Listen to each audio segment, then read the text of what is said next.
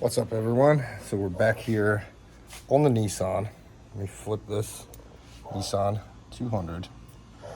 So we're going to flip the passenger seat around.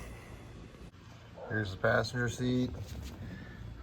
This didn't take very long. Those are the two bolts that go into it. And this is obviously the American version of this car. The other side, you can get swivel seats for it, but you have to take out the center console, and I'm not doing that. So, on the back end of it, this was on the left-hand side, and then this bolt was on the right-hand side. And I don't know if the car was in a wreck or something and they did that. And they couldn't get the original ones to go back in. I have no idea.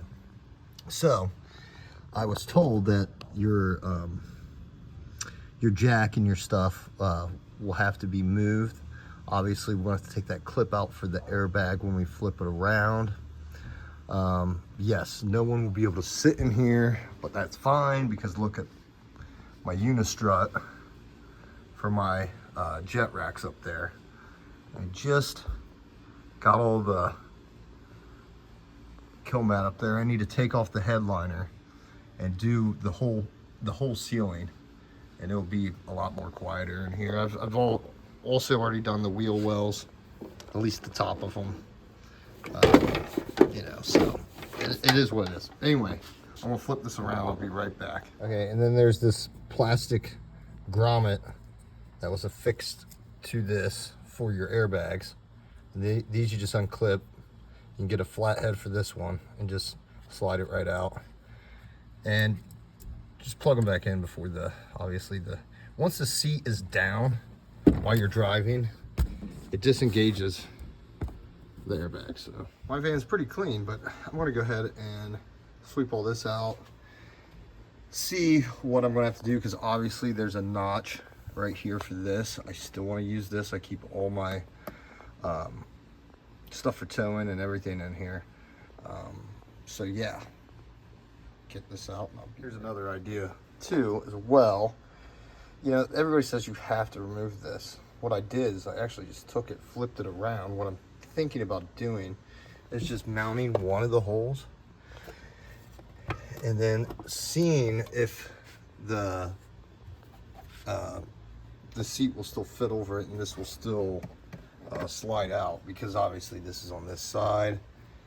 I don't really have anywhere else to put this stuff, and I already have stuff underneath my driver's side that is also recovery stuff, like my NOCO jump starter and stuff like that, and a tire inflator, stuff like that. So, and also a roadside assistant thing, deal.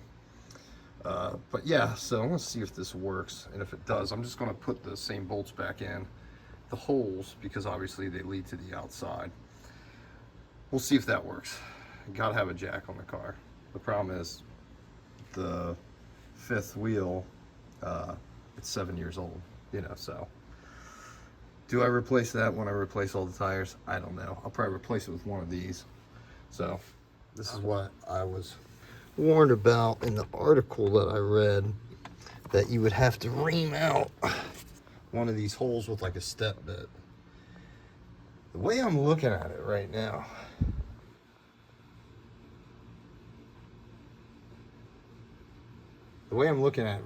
I don't think I have to. And this is going to kind of kill.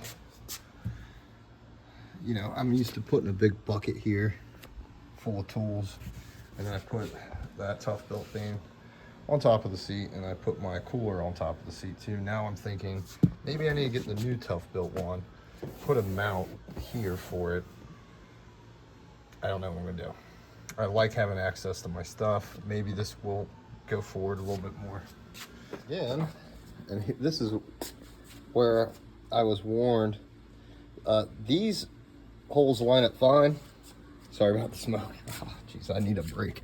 But you will need a step bit. I know they only said in the article that you'd only have to do one of them, but I'm just going to do the front two. If I don't like this, it can be changed in like 5 minutes too. And it can also be changed if you need someone to ride in the front seat. So that's something to think about. Okay, and another thing too, I almost thought about just taking the front seat out altogether. Well, let me get these two reamed out with a step bit. Okay.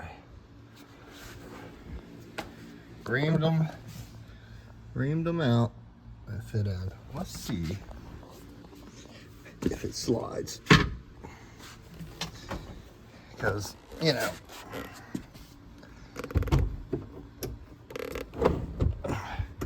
okay, that's good.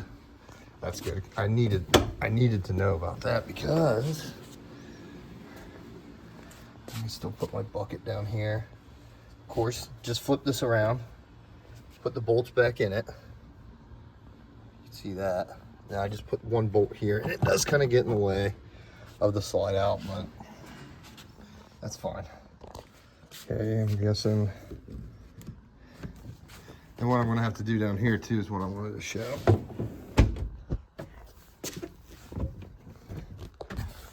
Okay. Good. What I want to show though, you can see these. Well, now they're further back there. It's back. Okay. So my connections there, they are affixed to that bracket. Well, there is not enough room to get the wires over there. So there's these little plastic things that hold them in, the harnesses. I'm going to clip them off, and then I'm going to reattach them. And yeah, anyone know about getting the airbag looking thing to go off? I know it's like a $5 piece off of Amazon, so. The Andeman Jump Starter Tire Inflator is a great addition for extra battery life on the go. Whether you're camping and need extra power and you need to jump your battery, it can jump start a vehicle 70 times on one charge or inflate a basketball 80 times or all 4 of your car's tires from 0 to 35 psi 5 times. It can also be used as a power bank in power outages. Use my discount code 20DINNER and receive 20% off. Click the Amazon link in the description and receive 20% off with my discount code 20DINNER. Thanks, Andeman, for sponsoring the video. Okay. Now this would be...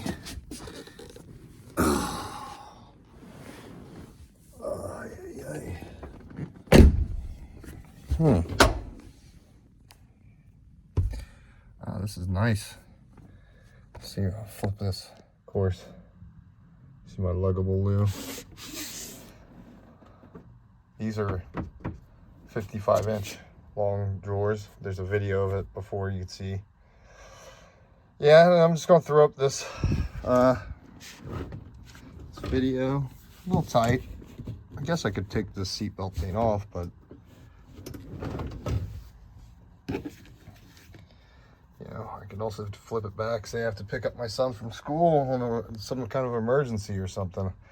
I could change out the seat back, and I bet it about 10 minutes. The guy said 5 minutes, but come on. Okay, everybody, thanks for watching. It is hot. It is hot as hell out here. Hotter than Haiti. And I don't want to really make this a political show, but the stuff that guy is saying about those people in Springfield, Ohio. My son was born in Springfield, Ohio, and he's inciting violence down there. It's terrible. It's terrible. They're not going to apologize, even though they know they're false statements. It's embarrassing, to say the least. Take care. Peace.